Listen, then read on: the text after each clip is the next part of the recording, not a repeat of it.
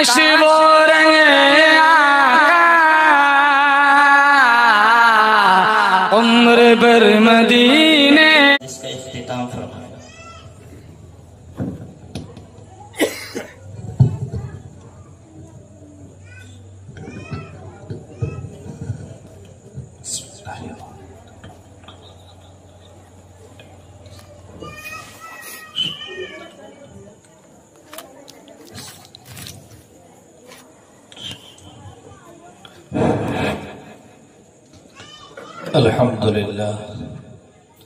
الحمد لله وكفى وسلام على عباده الذين اصطفى أما بعد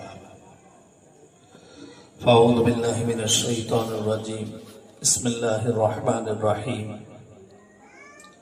يا أيها الذين آمنوا اتقوا الله وقولوا قولا سديدا يصلح لكم أعمالكم ويغفر لكم ذنوبكم ومن يطع الله ورسوله فقد فاز فوزا عظيما. وقال تعالى بسم الله الرحمن الرحيم وعاشروهن بالمعروف فإن كرهتموهن فعسى أن تكرهوا شيئا ويجعل الله فيه خيرا كثيرا. صدق الله العظيم. عن أبي هريرة رضي الله تعالى عنه قال قال رسول الله صلى الله عليه وسلم أكمل المؤمنين إيمانا أحسنهم خلقا أو كما قال صلى الله عليه وسلم.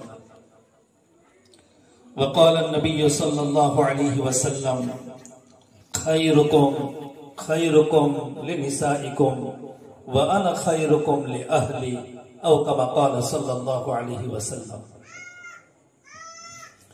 محترم حضرات، اساتذہ کرام، علماء عظام، بزرگان دین، میرے نوجوان ایمان والے بھائیوں، معصوم بچوں اور پردے کا اہتمام فرما کر اللہ رسول کی باتوں کو دھیان سے سننے والی پیاری ماں بہنوں،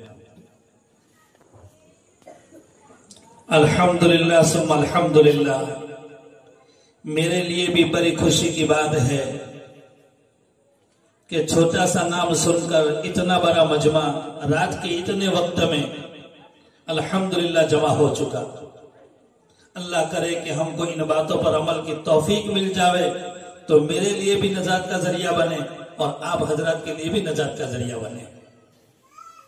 الحمدللہ جنہوں نے اس پروگرام کو اچھا عنوان دے کر کے قائم فرمایا کہ ایک وقت تھا کہ ہماری بستیوں کے اندر شادی کا پروگرام بینڈ بازوں کے ذریعے سے ہوتا تھا، مگر علماء کرام کی محبت سمجھو، بزرگان دین سے تعلق سمجھو، اللہ والوں کی دوستی سمجھو، اہل اللہ سے محبت سمجھو کہ اس کا فائدہ ضرور ہوا کہ جہاں پر بینڈ بازوں کی جگہیں تھی انہی جگہوں پر آج قرآن و حدیث زندہ ہو رہے ہیں. اللہ کرے کہ پورے قرآن پر، پوری شریعت پر ہم سب کو اللہ چلنے والے بنا دے. الحمدللہ میں نے آپ بزرگوں کے سامنے دو مقامات پر سے قرآن کی آیت کو تلاوت کیا اور نبی صلی اللہ علیہ وسلم کی دو حدیثوں کو پڑھا. موقع ہمارے سامنے ہے، حضرت مفتی یونس صاحب، مولانا یوسف صاحب، حاجی یونس صاحب، ان لوگوں نے اس عنوان پر دعوت دی کہ شادی کا پروگرام ہے، رشتے بڑھ رہے ہیں، اللہ ان کو قبول فرما لے. اسی نسبت پر آیتوں کو بھی پڑھا، احادیث پاک کو بھی پڑھا. پہلی آیت کریمہ کا ترجمہ یہ ہے کہ اللہ تعالیٰ خود فرماتے ہیں وہ ایمان والو اللہ سے ڈرو اور سیدھی سیدھی سچی سچی بات کرو. فائدہ یہ ہوگا کہ یصلح لکم اعمالکم، جتنے بھی ہمارے کام کاج ہے وہ سمڑ جائیں گے، سیدھے ہو جائیں گے، درست ہو جائیں گے. اس درمیان میں کچھ گڑبڑی ہو گئی، کچھ تم میں ہو گئی، کچھ گناہ کے کام ہو گئے، وَيَغْفِرْ لَكُمْ ذُنُوبَكُمْ، اللہ گناہوں کو معاف کرنے کے لیے بھی تیار۔ اور جو بھی آئندہ بتا دے کہ اللہ کی مانے گا، رسول کی مانے گا، تو اس نے بڑی کامیابی حاصل کر لی۔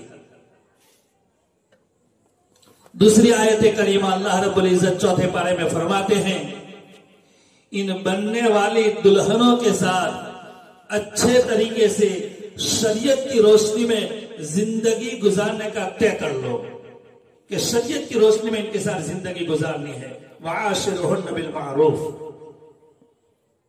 کبھی زندگی میں اس دلہن کی طرف سے دل کو ناپسند آنے والی بات ہو جاوے، کبھی سامنے بول دیا، کبھی کہا ہوا کام نہیں کیا، کبھی بالکل نافرمانی کر ڈالی، فَإِن كَرِهْتُمُوهُنَّ فَعَسَىٰ أَن تَكْرَهُوا الشَّيْءَ، ہمیں تو یہ ان کی حرکت بری لگ رہی ہے، وَيَجْعَلَ اللَّهُ فِيهِ خَيْرًا كَثِيرًا، اور اللہ نے اسی میں بہت کچھ خیر کثیر، بہت بھلائیاں چھپا کر کے رکھی ہے، ہم نہیں جانتے۔ پہلی حدیث پاک پڑھی، نبی صلی اللہ علیہ وسلم فرماتے ہیں، اکمل المؤمنین ایمانا، ایمان والوں میں کامل درجے کے ایمان رکھنے والے وہ لوگ ہیں احسنہم خلقا، جن کے اخلاق بہت اچھے ہوں۔ دوسری حدیث پاک پر نبی صلی اللہ علیہ وسلم فرماتے ہیں، تم بہتر ہو اپنی عورتوں کے حق میں، اور میں بہتر انسان ہوں میری گھر والیوں کے حق میں۔ یہ نبی علیہ السلام کی دو حدیثیں میں نے جو پڑھی تھی اس کا ترجمہ کیا۔ اللہ اس کی روشنی میں مجھے اور آپ کو صحیح باتیں کہنے کی، سننے کی، سمجھنے کی، اور اپنے اپنے وقت پر اللہ ہر ایک کو عمل کرنے کی توفیق عطا فرمائے۔ نکاح کے خطبے میں 3 آیتیں عام طور پر پڑھی جاتی ہے جو کتابوں میں لکھی گئی ہے، اور ان 3 آیتوں میں اللہ فرما رہے ہیں کہ مجھ سے ڈرو 4 مرتبہ،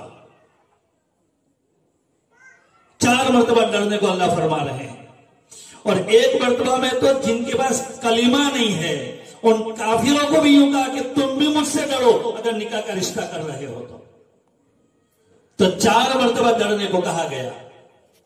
اب نکاح یہ تو سنت ہے، تمام حضرات انبیاء کرام علیہ السلام کی سنت ہے، اور گناہ کا غلبہ ہو ایسے موقع پر تو نکاح کر لینا فرض ہے، تو ایک فرض عبادت ادا ہو رہی ہے، ایسے موقع پر اللہ یوں کر کے مجھ سے ڈرو، کوئی بین بجا تو بجانا نہیں ہے، کوئی غلط حرکت تو کرنی نہیں ہے، اور پھر اللہ یوں کہہ رہے ہیں عبادت کرتے کرتے کہ مجھ سے ڈرو۔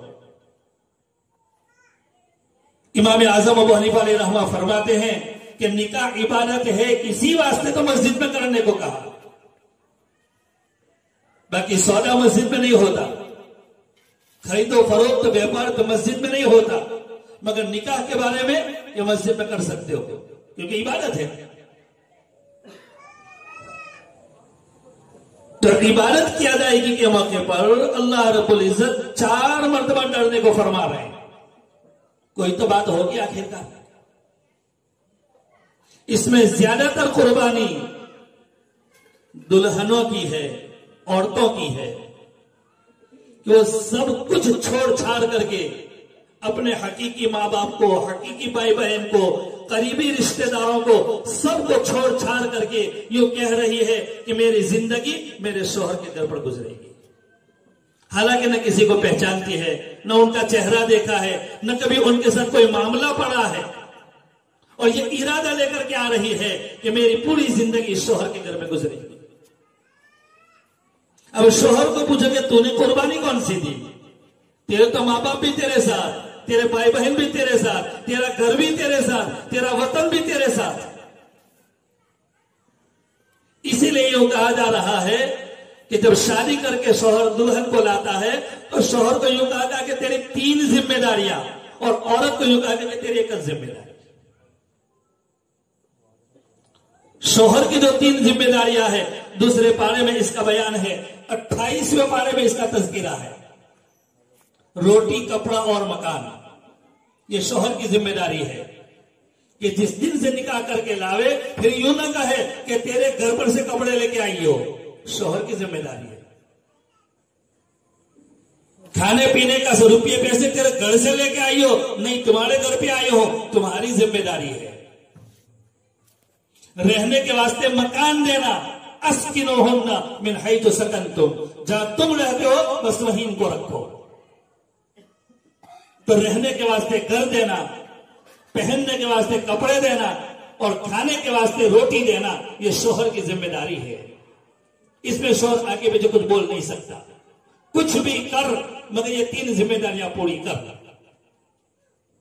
اور عورت کو یوں کہا گیا کہ تیری ایک ذمہ داری شوہر جو کہے مان کر کے چل, جس کو اطاعت کہتے ہیں, ایک ذمہ داری. اب مجھے اور آپ کو سوچنا ہے کہ ہم اپنی 3 ذمہ داریاں پوری کر رہے ہیں کہ نہیں. کتنے حد تک میں ان کی 3 ذمہ داریوں کو ہم پوری کر رہے ہیں. اللہ ہمیں معاف فرماوے. کہیں ہم اس کو اپنے گھر میں نوکرانی بنا کر کے تو نہیں لا رہے ہیں, کھانا پکانے والی بنا کر کے تو نہیں لا رہے ہیں. یہ تیری ذمہ داری, وہ ادا کرے نور علی نور, ادا کرتی ہی ہے. اور ہر ایک نے یہ ٹھان لیا ہے کہ موت تک تم کو کھانا پکا کے دوں گی. مگر جب وہ قربانیاں دے رہی ہے تو ہم شوہروں کو بھی چاہیے کہ ہم بھی قربانی دیں. ان کے جائز جذبات شریعت کی حد میں رہ کر پورے کرنے چاہیے. شریعت کی حد میں رہ کر شریعت نے اجازت دی ہے. حضرت نبی اکرم صلی اللہ علیہ وسلم نے ازواج مطہرات کے جذبات کو پورے فرمائے ہیں جو شریعت کی حد میں تھے. شریعت سے آگے ان کا مطالبہ ہوا تو ان کے ماں باپ کو بلا کر کے یوں کہا کہ اپنی بیٹیوں کو سمجھاؤ. باقی جہاں تک شریعت کی حد میں باتیں تھی اللہ کے نبی علیہ الصلوۃ والسلام نے ان جذبات کو پورا فرمایا. تو آیت کریمہ میں شوہروں کو زیادہ تر کہا گیا ہے کہ ڈرو, نا انصافی نہ ہو جاوے, بے انصافی نہ ہو جاوے, حق طلبی نہ ہو جاوے, ان کا دل دکھنے نہ لگے. وہ ساری قربانیاں دے کر کے آئی ہے, ذمہ داری ہے. شوہر جو سوچ لے کہ مجھے شریعت پر چلنا ہے اسی دن اللہ کی مدد آنا شروع ہو جائے. شریعت پر چلنے والوں کے اللہ نے ہر موقع پر مدد فرمائی ہے. وہ بہترین جماعت حضرات صحابہ کرام رضی اللہ تعالیٰ عنہ, حضرات صحابیات رضی اللہ تعالیٰ عنہن, ہر موقع پر دیکھ لو انہوں نے قرآن و حدیث کے مطابق زندگی گزاری. اللہ نے ہر موقع پر ان کی مدد بھی فرمائی. جیسی جیسی ان کی اقتدا کی گئی ان تمام کے اوپر بھی اللہ کی مدد ضرور شامل حال ہوئی ہے. ہم گمراہ ہوئے ہیں قرآن کو چھوڑنے کی وجہ سے, ہم راستے سے ہٹ گئے تو اللہ کی مدد کا آنا بھی بند ہو گیا. اس لیے ہمیں شریعت پر چلنا ہے. نبی علیہ الصلوۃ والسلام فرماتے ہیں اچھے اخلاق اپنی زندگی میں داخل کرو. اچھے اخلاق کی ہم تعریف پوچھتے ہیں کہ کس کو کہتے ہیں تو جواب یوں ملتا ہے کہ یوں سوچ لو کہ میری ذات سے کسی کو کوئی تکلیف نہ پہنچے. یہ ہے اونچے اخلاق, کسی کو تکلیف نہ پہنچے. اس میں سب آ گئے, ماں باپ بھی آ گئے, بھائی بہن بھی آ گئے, بیوی بھی آ گئے, بال بچے بھی آ گئے, اپنے ہاتھ کے نیچے کام کرنے والے بھی آ گئے, ایمان والے بھی آ گئے, بے ایمان بھی آ گئے. چاہے 1 منٹ کے لیے سفر کا ساتھی بن گیا تو وہ بھی ہمارے ہاتھ کے نیچے آ گیا. بس ہماری جان سے کسی کو تکلیف نہ پہنچے.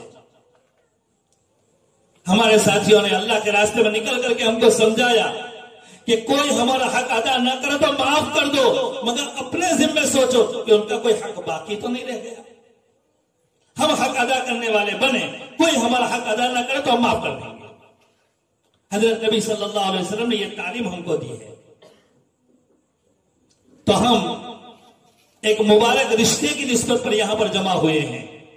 اللہ ان رشتوں میں بقا نصیب فرماوے, محبتوں میں زیادتی نصیب فرماوے. تمام میاں بیویوں کے درمیان میں محبت, مودت, الفت نصیب فرماوے. دونوں خاندانوں میں خوب جوڑ محبت نصیب فرماوے.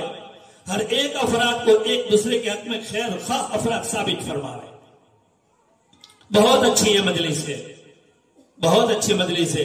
نبی صلی اللہ علیہ وسلم نے فرمایا ہے کہ مجلسوں کے اندر نکاح رکھو تاکہ یہ گواہ بڑھ جاوے,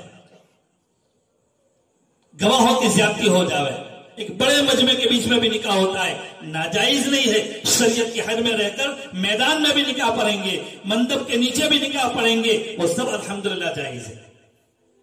مگر اس کے آگے پیچھے جو کچھ ہو رہا ہے اس میں ہمیں سوچنا ہے کہ شریعت پر عمل ہو رہا ہے کہ نہیں ہو رہا ہے. نہیں ہو رہا ہے تو عمل کرنے کی ضرورت ہے, تو اللہ کی مدد ضرور دیکھ لیں گے. باقی نکاح کے اندر اللہ کے نبی علیہ الصلوۃ والسلام نے صاف لفظوں میں فرمایا ہے النکاح من سنتی, اور نبی کے طریقے میں کبھی کھوٹ نہیں ہو سکتی, نبی کی سنت میں کبھی ناکامی نہیں ہو سکتی. کئی مہینوں تک انتظار کیا, لڑائی کے میدان میں کئی مہینوں تک انتظار کیا, دشمن سامنے ہے, مسلمانوں کو مجمع ادھر سامنے ہے, کامیابی نہیں مل رہی ہے. بہت سوچنے کے بعد پتا چلا کہ ایک سنت چھوٹ گئی. یاد آتے ہی درختوں پر چڑھ گئے اور وہاں سے ٹہنیاں توڑ توڑ کر کے مسواک بنایا اور مسواک کرنا شروع کر دیا, کچی لکڑیوں کو چبانا. دشمنوں نے دیکھا کہ یہ تو کچی لکڑی چبا رہے ہیں, کل اٹھ کر کے یہ ہم کو چبا کھائیں گے, فوراً میدان چھوڑ کر کے بھاگ گئے. وجہ سبب کیا بنا؟ ایک سنت کی ادائیگی. یہ سنت چھوٹ رہی تھی, کئی دنوں تک میدان کے اندر پڑے رہنا پڑا. سنت ادا ہو گئی تو الحمدللہ کامیابی مل گئی.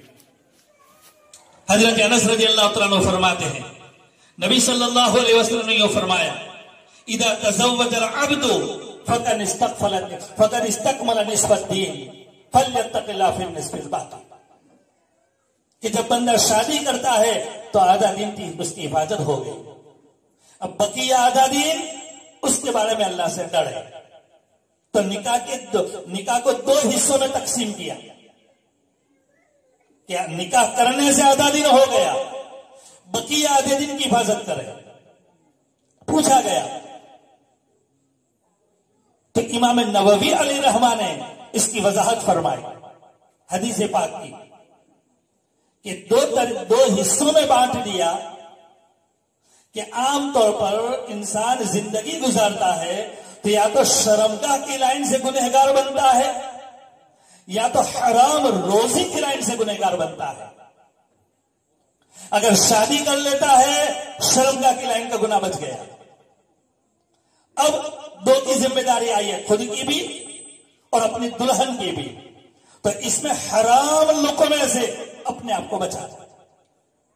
جب حرام لقمے سے اپنے آپ کو بچا لیں گے تو پورے دن کی حفاظت ہو گئی. اب گناہ شرمگاہ والے بھی ہونے والے نہیں ہے اور حلال روزی کی پابندی کر لیں. مشکوک, مشتبہ, ناجائز, حرام روزی سے اپنے آپ کو بچا دیا.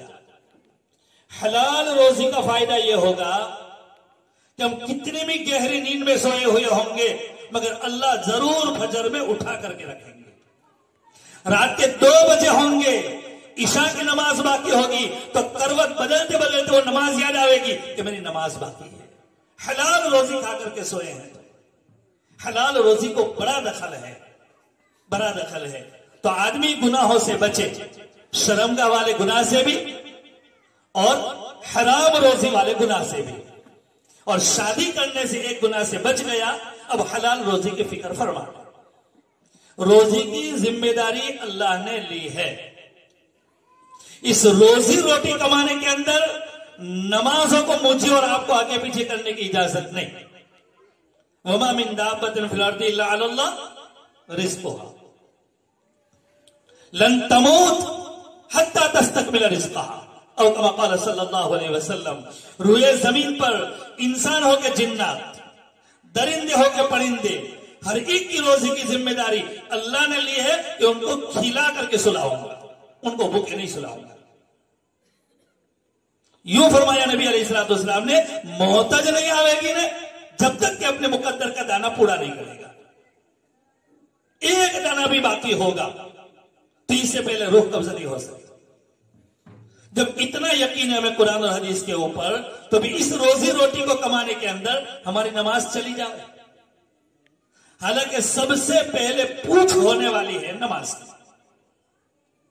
تو آج کے اس مجمع سے میری دلی درخواست یہ رہے گی کہ ہم مردوں میں سے یا ہم عورتوں میں سے کسی کی نماز باقی ہو تو اللہ کے واسطے سونے سے پہلے اس نماز کو ادا کرنے کی فکر فرما لے. اگر دل نہیں چاہتا ہے تو کم سے کم 7 رکعتیں پڑھ لے، 4 فرض میں 3 وتر، مگر نماز شروع کر دے. اگر جمعہ سے جمعہ والا جو مسئلہ ہے تو بھی چکھنے کے لیے کوئی ایک نماز کو شروع کر دے. ہم ایک نماز، جب ایک نماز کو شروع کریں گے اللہ کو یہ عمل پسند آئے گا تو اللہ ہمیں اپنے گھر میں بلائے گا. یہ اللہ کی توفیق پر یہ مسئلہ ہے. باقی مسجد کے پڑوس میں رہ کر کے بھی نماز چھوٹ سکتی ہے. نہیں اللہ توفیق دے دے تو 2 کلومیٹر دور ہوں گے مگر وہاں سے نماز پڑھنے کے واسطے، جماعت کی نماز پڑھنے کے واسطے مسجد میں آئیں گے. اندھے صحابی عبداللہ ابن ام مکتوم رضی اللہ تعالیٰ عنہ حضرت نبی صلی اللہ علیہ وسلم کو مسئلہ پوچھ رہے ہیں، یا نبی اللہ صلی اللہ علیہ وسلم میں اندھا ہوں، کبھی کبھی کوئی راستہ بتلانے والا بھی نہیں ہوتا، تو میں اپنے گھر پر نماز پڑھ لوں؟ روایتوں میں یہ ملتا ہے کہ حضرت نبی صلی اللہ علیہ وسلم نے فرمایا کہ ٹھیک ہے، کوئی راستہ بتلانے والا نہ ہو تو گھر پر نماز پڑھ لیجیے. صحابی خوش ہو گئے کہ گھر پر نماز پڑھنے کی چھٹی مل گئی. چلتے چلے جا رہے تھے، فوراً تھوڑی دیر میں حضرت نبی صلی اللہ علیہ وسلم نے صحابی کو بتایا کہ عبداللہ ابن ام مکتوم کو واپس بلایا ان کو، اور پھر یہ فرمایا کہ عبداللہ مجھے یہ تو بتلا کہ تیرے کانوں میں مؤذن کی اذان کی آواز پڑ رہی ہے، اذان کی آواز سنتا ہے تو؟ کہ اللہ کے نبی اذان کی آواز تو آتی ہے، کہ پھر تو تیرے لیے جماعت کے ساتھ نماز پڑھنا واجب ہے، اب تو چھوڑ نہیں سکتا. کن کو چھٹی نہیں ملی؟ اندھے صحابی کو، نابینا صحابی رضی اللہ تعالیٰ عنہ کو جماعت چھوڑنے کی اجازت نہیں دی، تو پھر مجھے اور آپ کو کوئی نماز چھوڑنے کی اجازت مل سکتی؟ اب یہ کہ توفیق نہیں ہے، عادت نہیں ہے، آج تک پرہیز نہیں ہے، تو بہت سی چیزوں کا خطرہ کرتے ہیں. تو ذرا ایک مرتبہ یہ بھی خطرہ کر لے کہ ایک نماز تو پڑھ کے دیکھیں، اگر دل کو سکون مل گیا تو پھر اللہ توفیق دیں گے. مگر شروع کرنے کی عادت ڈالے، اس لیے کہ اب پوتے بھی آ گئے، نوازے بھی آ گئے، چہرے پر سفید داڑھی بھی آ گئی، ہاتھ میں لاٹھی بھی آ گئی، تو یہ سب اشارات ہے کہ اب دنیا کے ایئرپورٹ کو چھوڑ کر کے عالم برزخ میں پہنچنا ہے، اور وہاں سب سے پہلے پوچھ ہونے والی ہے نماز. اس لیے اگر ہمارے اندر نماز کی عادت نہ ہو تو اس کی فکر فرما لے، توفیق اللہ دیں گے. ایک مرتبہ ارادہ تو ہم کریں. میں بہت نماز پڑھتا ہوں اس لیے کہہ رہا ہوں، یہ نیت نہیں ہے. اللہ اس پر مداومت دینا، تو کب یہ توفیق چھین لے کہہ نہیں سکتا. اس لیے ہم اس وجہ سے کہہ رہے ہیں کہ اللہ ہم کو بھی باقی رکھے اور ہم سب ایمان والوں کو نمازی بنا دے. یہ بہت بڑا مسئلہ ہے. حضرت نبی صلی اللہ علیہ وسلم نے اپنے تمام صحابہ، تمام صحابیات رضی اللہ تعالیٰ عنہن، ان تمام کو نمازی بنایا. ایک صحابی رضی اللہ تعالیٰ عنہ فجر کی نماز کے بعد تعلیم ہوتی تھی تو تعلیم میں نہیں بیٹھ رہے تھے. صاف عبارت روایتوں میں. دوسرے صحابی نے کہا کہ اللہ کے نبی وہ ہے نا، وہ تعلیم میں نہیں بیٹھتا. اچھا ٹھیک ہے، مجھے یاد دلائیے. دوسری نماز میں آئے کہ بھئی تمہاری شکایت ہے، فالٹ ہے. کہ کون سا فالٹ ہے کہ تم سے تعلیم میں نہیں بیٹھتے؟ کہ جی اللہ کے نبی بالکل صحیح بات میں نہیں بیٹھتا ہوں، مگر مجھے پوچھے تو صحیح کہ میں کیوں نہیں بیٹھتا ہوں، کیا وجہ بتلائی؟ اکثر نے ہم میں سے سن رکھا ہے کہ یا نبی اللہ صلی اللہ علیہ وسلم ایک ہی کپڑا ہے، ایک ہی کپڑا ہے، اور فجر کی نماز کا وقت بہت تنگ ہے، میری بیوی کی نماز باقی ہے، میں جاؤں گا، میں کپڑے اتار کر کے ان کو دنگانے میں چھپ جاؤں گا کہ میرا سطر کی بھی حفاظت ہو جاوے اور وہ نماز پڑھ لے. کہنا یوں چاہتا ہوں کہ نماز چھوڑی، حالانکہ صاف عذر تھا ان کے پاس، صاف عذر تھا، مگر پھر بھی نماز جیسی نماز نہیں چھوڑی. اب ہم کھاوے پیوے پہنے گھومے سب کچھ کرے، نماز نہ پڑھے تو. اس لیے مجھے اور آپ کو فکر کرنی ہے اپنی نمازوں کی. کم سے کم رات دن کی 5 نمازوں میں سے 1-2 نمازوں سے تو شروع کر، پھر جو اللہ توفیق دے گا تو 5 نمازوں پر آئیں گے، مگر ابتدا میں 1-2 تو پڑھ کے دیکھیں. تو انشاءاللہ آج کی یہ ہماری مجلس کامیاب ہوگی کہ ایک مرتبہ اللہ ہم کو اپنے گھر میں بلا لے. تو یہ نکاح کی مجلس ہے. نکاح کے موقع پر شوہروں کی ذمہ داری بڑھ جاتی ہے. شوہروں کو یوں کہا گیا کہ پہلے ہی دن سے یوں عادت ڈال کہ 5 وقت کی نماز کی پابندی میں کروں گا. تجھے بھی یوں کہتا ہوں کہ تو بھی 5 وقت کی نماز ان دنوں میں جن دنوں میں اللہ نے تجھے پڑھنے کو کہا ہے بغیر پڑھے ہوئے مجھے چائے کا کپ مت دیجیے. بے نمازی کے حق کی چائے پینا میں پسند نہیں کروں گا. جن دنوں میں اللہ نے تجھے پڑھنے کو کہا ہے, جن دنوں میں اللہ تعالیٰ کی طرف سے چھٹی ہے, ان دنوں میں کوئی حرج نہیں ہے. پہلے دن سے بہت ساری نصیحتیں ہوتی ہیں کارگزاری, تو ان نصیحتوں میں پہلی نصیحت پہلے دن. اور عام طور پر عورتیں شوہر کی پہلی رات کی باتوں کو یاد رکھتی ہیں. کیونکہ میرے شوہر نے پہلی رات میں مجھے یہ نصیحت کی تھی. ان نصیحتوں میں سب سے بڑی نصیحت قرآن اور حدیث والی کہ 5 وقت کی نماز کی پابندی کیجیے. جو بھی مسئلہ ہوگا اللہ میرا بھی حل کرے گا, نہ تیرا بھی حل کرے گا. نمازوں کے اندر سب کچھ ہے, سب کچھ ہے. میں صاحب کہہ رہا ہوں کہ میں نے 2 رکعت پڑھ کر کے میں نے اپنی زندگی کو بچایا ہے. آخری سانس چل رہے تھے میرے, بالکل آخری سانس, 2 منٹ بھی باقی نہیں تھی کہ ابھی گولی لگنے والی تھی, مگر کہا کہ اذان ہو گئی ہے, تم کو جو کرنا ہو کر ڈالو, نماز پڑھو کہ کچھ نہیں ہوگا. میں نماز پڑھوں گا, اجازت نہیں ہے کہ جو کرنا ہو کر ڈالو, 2 منٹ کے بعد جو گولی لگانے والے ہو ابھی لگا دو, مگر نماز میں پڑھ کے رہوں گا. اور اسی نماز کے اندر اللہ کی مدد ہے. تمہارے سامنے بیٹھ کر وہی قرآن اور اس کی آیتیں پڑھ رہا ہوں. اس لیے کہہ رہا ہوں کہ نماز میں 100% ہماری کامیابی ہے. کسی کا واقعہ نہیں, میں خود کا واقعہ سنا رہا ہوں. تو نماز میں 100% کامیابی اللہ نے چھپائی ہے. تو کیا وہ اللہ ہماری روزی روٹی کا مسئلہ حل نہیں کر دے گا؟ کیا وہ اللہ ہمیں نیک اور صالح اولاد نہیں دے گا؟ کیا وہ اللہ ہمیں راحت اور سکون والا مکان نہیں دے گا؟ کیا وہ اللہ ہمیں راحتوں کے ساتھ گھومنے اور چلنے والی گاڑی نہیں دے گا؟ وہ سب کچھ اللہ دینے پر تیار ہے. بس اللہ نے جو ہمیں کہا ہے کہ 5 وقت کی میرے بندے نماز پڑھ کے آ, میں تیرے سارے کاموں کو بنا دوں گا. تو یہ ذمہ داری ہے, شوہر کی ذمہ داری ہے. خود بھی نماز پڑھے, اپنے ماتحت میں آنے والی دلہن کو پہلی رات سے نماز کی تلقین کرے. تو دنیا بھر کی خبریں پڑھ رہی ہے اور تو دنیا بھر کی خبریں سنا رہی ہے, تو کم سے کم تجھے ایک پارہ پڑھنے کی توفیق اللہ کی طرف سے قرآن شریف کی ملنی چاہیے. میں بھی روزانہ قرآن شریف کی تلاوت کروں گا, تو بھی تلاوت کرنا. 24 گھنٹے ہمارے پاس ہے. صبح میں ٹائم نہیں تو ظہر میں نہیں تو عصر میں نہیں تو مغرب عشاء میں, مگر سونے سے پہلے تک میں کم سے کم ایک پارے کی تلاوت. یہ پہلی رات میں یہ نصیحتیں ہوگی تو روزانہ اللہ کا حکم بھی پورا ہو رہا ہو, اللہ رب العزت کے کلام پاک کی تلاوت کی جا رہی ہو کہ اللہ اس گھر کو جنت کا نمونہ نہیں بنائیں گے. بہت سو کے گھروں کو اللہ نے جنت کا نمونہ دنیا میں بنا دیا ہے. بہت چین سکون کی زندگی وہ گزار رہے ہیں. ہمیں بھی گزارنا ہو تو تاکید ہے یہ کہ قرآن و حدیث پر چلنے کی عادت ڈالیں. اور قرآن و حدیث میں آپ دیکھو گے تو یہی چیزیں ملیں گی. نماز کی 500 سے زائد مرتبہ نماز کا حکم قرآن کے اندر ہے. 500 سے زائد مرتبہ. حضرت نبی صلی اللہ علیہ وسلم نے اپنی آخری زندگی مبارکہ میں ٹھیک سے چلا بھی نہیں جاتا.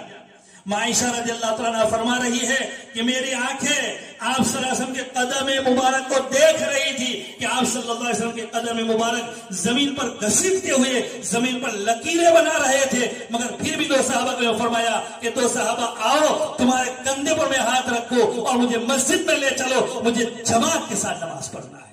کئی روایتوں میں ہے, مشکاۃ شریف میں بھی ہے, بخاری شریف میں بھی ہے, احادیث پاک کی اکثر کتابوں میں ہے کہ نہیں ٹھیک سے چلا جاتا تھا تو بھی نبی صلی اللہ علیہ وسلم نے حضرت عباس کو بلایا. دوسری طرف کبھی حضرت علی کی باری آ رہی ہے, کبھی حضرت ابو طلحہ رضی اللہ کی باری آ رہی ہے, دوسری طرف بدل رہے ہیں, مگر 2 صحابی کو لے کر مسجد میں پہنچے اور جماعت کے ساتھ نماز پڑھی. اس نبی کی امتی میں اور آپ ہیں. تو ہمیں یوں کہا جاتا ہے کہ نماز کسی حال میں ہم نہ چھوڑیں. پھر بھی اللہ معاف کرے, اللہ معاف کرے, اللہ معاف کرے, کبھی کبھی تو میں ہو جاوے.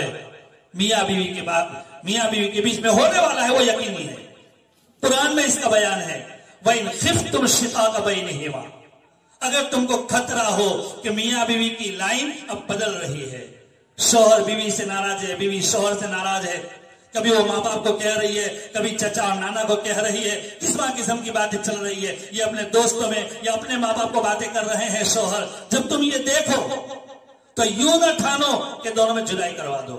فَبْعَثُوا حَكَمًا مِّنْ أَهْلِهِ وَحَكَمًا مِّنْ أَهْلِهَا. ایک پوری جماعت شوہر کی طرف سے اور ایک پوری پنچایت اور ایک ٹیم عورت کی طرف سے، یہ دونوں اپنے گھر سے نکلے اور کسی میدان میں جمع ہو اور گھر سے نکلتے وقت یہ پکا ارادہ کرے کہ ان دونوں کا توڑ کروانے نہیں جا رہے ہیں، ان دونوں کا جوڑ کروانے جا رہے ہیں. قرآن کی تعلیم ہے. فَبْعَثُوا حَكَمًا مِّنْ أَهْلِهِ وَحَكَمًا مِّنْ أَهْلِهَا. جب یہ دونوں ایسا ارادہ لے کر کے جاویں گے، یقیناً اللہ تعالیٰ ان کے آپس کی دشمنی کو اس طریقے سے ختم فرما دیں گے، پتا بھی نہیں چلے گا اور پہلے سے زیادہ محبت ہو جائے. میں جا کے آیا ہوں اس مجلس میں اس لیے کہہ رہا ہوں کہ شوہر کہہ رہا ہے کہ اس کو آنا ہو تو آوے، میں بلانے نہیں جاؤں گا. عورت کہہ رہے کہ ان کو لینے کے لیے آنا ہو تو آوے، باقی میں نہیں جاؤں گا. یہ بھی اپنی بات پر اٹل، وہ بھی اپنی بات پر اٹل، دونوں الگ الگ گاؤں میں. اب یہ فیصلہ ہوا علماء کے ذمے، تو دونوں طرف سے علماء، ان کے رشتے دار ان کے رشتے دار جمع ہوئے. یہ تو یہاں تک کہہ رہے کہ میں نہیں آؤں گا، کہ میں نہیں آؤں گا، میں تیرے گاؤں میں نہیں آؤں گا، کہ میں تیرے گاؤں میں نہیں آؤں گی.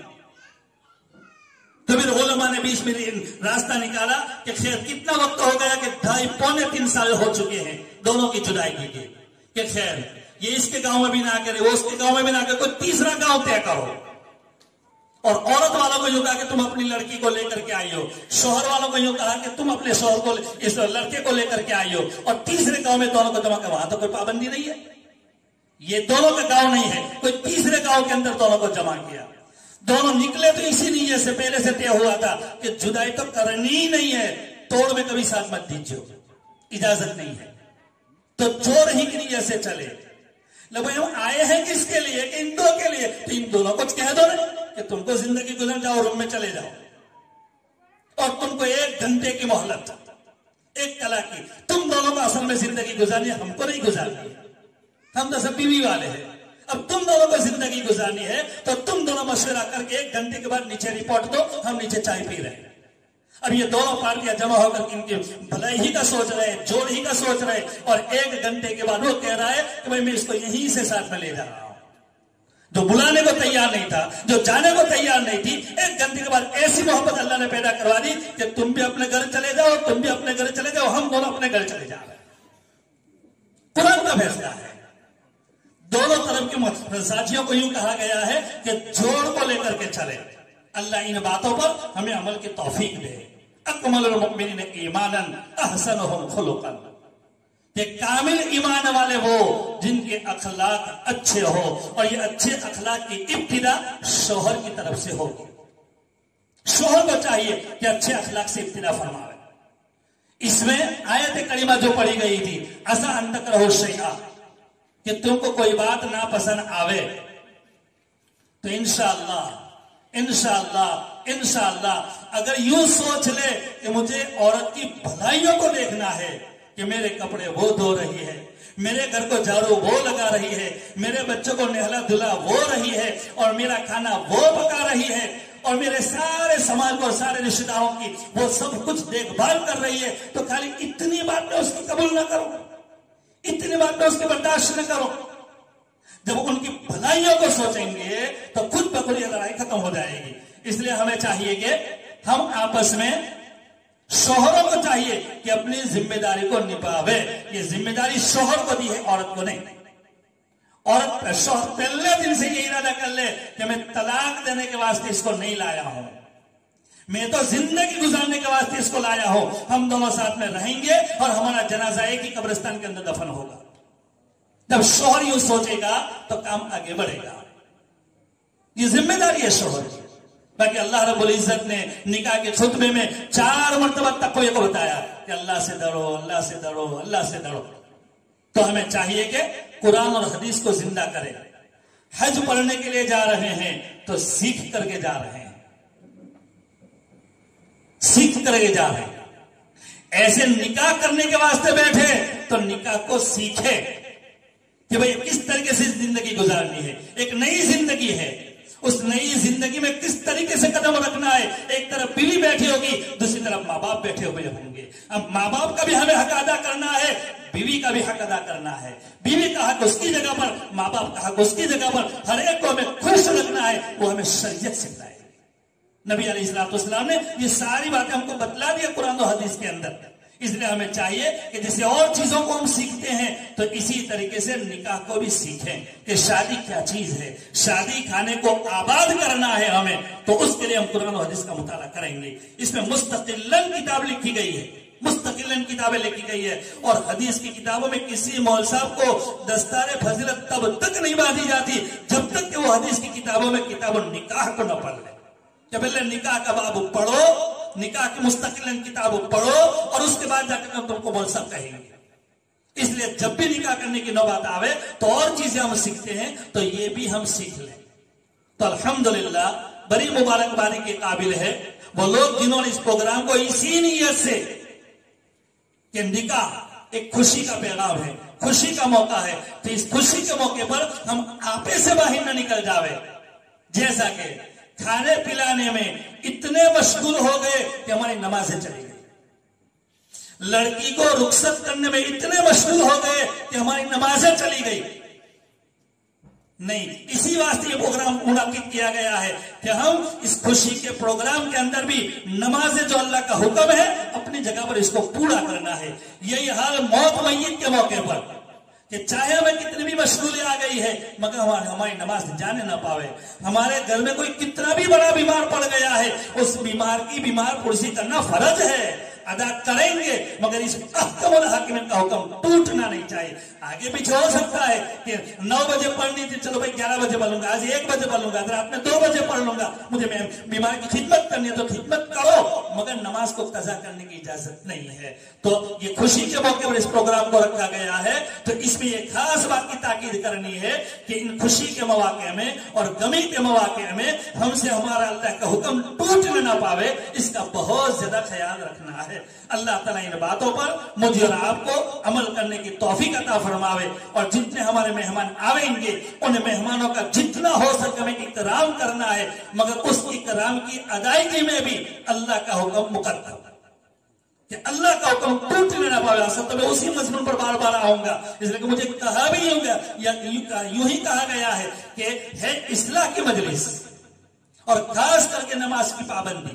اس لیے میں آپ سے بار بار درخواست کر رہا ہوں کہ میری بھی نماز نہ جاوے، آپ بھائیوں کے اور ماں بہنوں کی بھی نمازیں نہ جاوے. اس لیے اللہ کا حکم ہر موقع پر آگے آگے نہ آگے.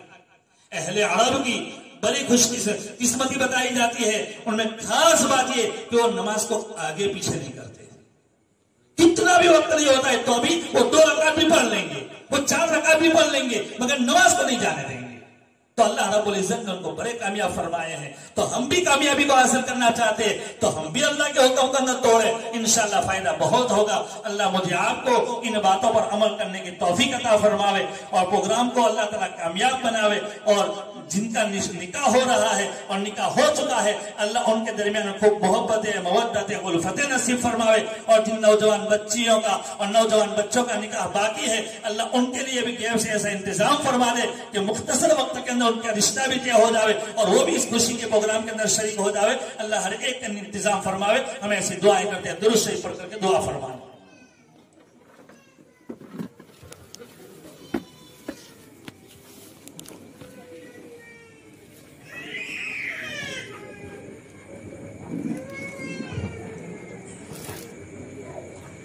درود شریف پڑھ کر دعا فرما لیتے ہیں. بسم اللہ الرحمن الرحیم.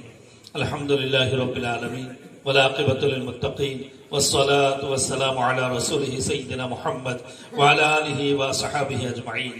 رب یسر ولا تعسر وتمم بالخیر وبک نستعین. یا فتاح ربنا زدنا علما ربنا زدنا ہدا ربنا تقبل منا. یا ارحم الراحمین یا اکرم الاکرمین. رات کا اتنا حصہ گزر چکا ہے، یہ ایمان والے بندے اور بندیاں تیرے نسبت کے اوپر جمع ہوئے ہیں، اے اللہ سب کی مغفرت فرما دے. ہم سب کی مغفرت فرما دے یا اللہ ہم تمام کو آپ کے احکامات پر عمل کرنے والے بنا دے حضرت نبی صلی اللہ علیہ وسلم کی سنتوں پر چلنے والے بنا دے یا ارحم الراحمین یا اکرم الاکرمین جن بھائیوں کا اور بہنوں کا نکاح ہونے جا رہا ہے جن کا نکاح ہو چکا ہے یا اللہ ان میں خوب محبتیں نصیب فرمائیو خوب مودتیں نصیب فرمائیو خوب الفتیں نصیب فرمائیو یا اللہ ان کو مقاصد نکاح میں خوب کامیابی نصیب فرمائیو یا اللہ ان کی نسلوں میں علماء ربانیین پیدا فرمائیو یا ارحم الراحمین جن کے رشتے اب تک باقی ہے اے اللہ ان کو بھی ان رشتوں کے قریب فرما دیجیو اللہ جو آپ نے ان کے مقدر میں لکھ لیا ہے اے اللہ ہماری نگاہ وہاں تک پہنچا دیجیو کہ جہاں ہمارے رشتے لکھے ہوئے ہیں یا رحم الراحمین تمام بے رشتوں کو رشتے کی دولت سے مالا مال فرما دیجیو اللہ بے روزگاروں کو حلال طیب اور پاکیزہ روزی نصیب فرمائیو بے اولاد کو نیک اور صالح اولاد نصیب فرمائیو اللہ بے مکانوں کو ذاتی مکان نصیب فرمائیو یا ارحم الراحمین یا رحم الراحمین روزی روٹی میں برکت نصیب فرمائیو